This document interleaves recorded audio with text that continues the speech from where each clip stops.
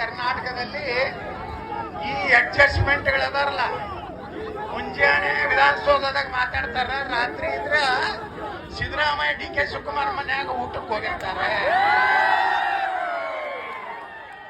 ಅವ್ರು ವಿಧಾನಸೌಧ ಒಳಗೆ ಏನು ಮಾತಾಡುದಿಲ್ಲ. ನಾ ಕೇಳ್ದ ಸಿದ್ದರಾಮಯ್ಯನವ್ರಿಗೆ,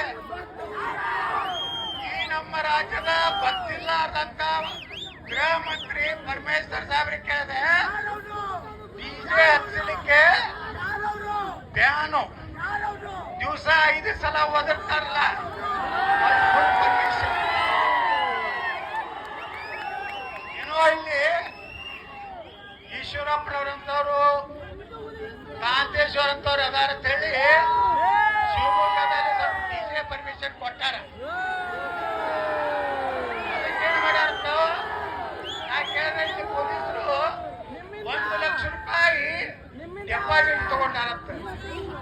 ಹಂಗಾದ್ರೆ 5 ಸಲ ಹೋದವ್ರ ಕಡೆಯಿಂದ ಎಷ್ಟು ಡೆಪಾಸಿಟ್ ತಗೊಂಡ್ರಪ್ಪ? ಸುಪ್ರೀಂ ಕೋರ್ಟ್ ಆದೇಶ ಏನೈತಿ, ಮತ್ತೊಬ್ಬರಿಗೆ ನೀವು ಪ್ರಾರ್ಥನೆ ಮಾಡಿ ಕೇಳಿಸಬಾರ್ದು.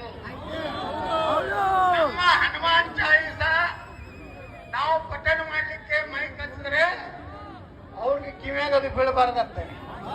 ಆದ್ರೆ ನೀವು 5 ಸಲ ಹೋದ್ರೂ ನಮ್ ಕಿವ್ಯಾಗ ಯಾಕೆ ಬೀಳ್ಬಾರ್ದು?